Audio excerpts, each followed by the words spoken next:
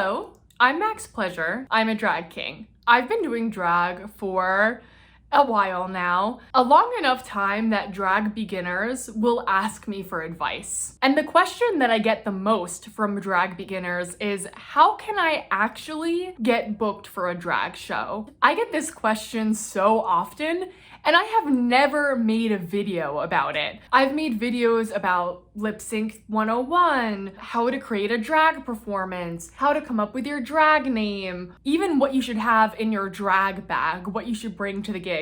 But I have never covered this extremely important topic. I have 3 suggestions, and honestly, I am adding these to my own to-do list. I'm not a new performer by any means, but I do feel like I'm at something of a fresh start. So we're going to review these together. The first step to getting booked is actually attending drag shows. This may seem obvious, but I think it's worth stating, because you could feel like you're so involved when you're watching the Instagram stories, when you're commenting on the different posts. But following along online is so different than actually attending in real life.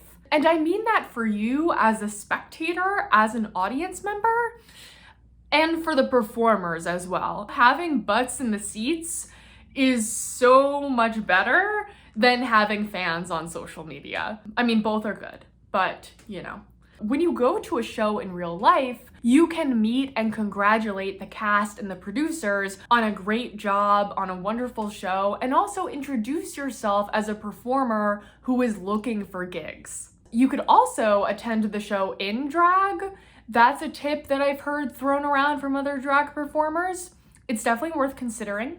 Now, if you're already attending drag shows and you're watching this like, Max, duh, I already go to shows, the next step that I would suggest is taking volunteer opportunities. And what I mean by that is, occasionally drag producers will look for friends to help out on the door or sell raffle tickets or sell merch. Doing any of those things is a great way to make the jump from enthusiastic audience member to someone who is a part of the team, a part of the show. And that's where you want to be. Sometimes there are even volunteer opportunities that will actually get you on stage. Like an audience participation game, a walk-off, or a lip sync battle, which is exactly what you're looking for. There are also times when performers need assistance with their act, like they need choreography help, or they need backup dancers, or they need someone to just stand on stage for a second as a brief character in their number. Stuff like that. Those are great tasks to volunteer for as well. One of the best ways, though, if not the best way to kickstart a drag career, is to sign up for drag competitions and open sets. Drag competitions rarely, if ever, require prior drag experience to enter, and are full of drag newbies who are just as excited as you are to make friends.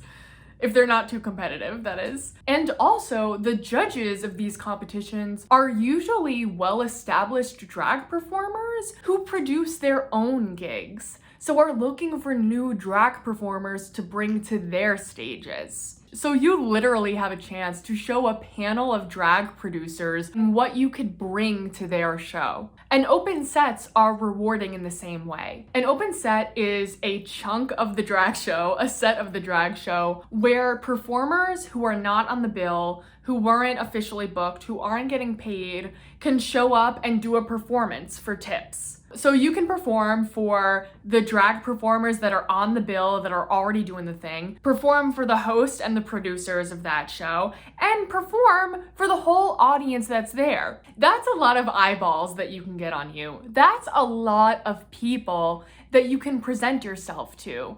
And honestly, at the end of the day, that's the golden rule of getting booked for your first drag show. Put yourself out there.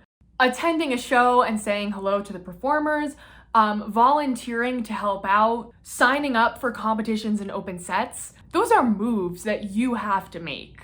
It takes some confidence for sure, but don't be afraid.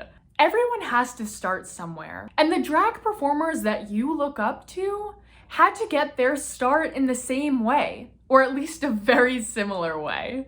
I hope my suggestions are helpful. Thank you so much for watching this. If you liked this video, if you're going to try out these tips, please give me a like, and as always, feel free to share. And if you want more drag tips, you can subscribe to my channel. Thank you.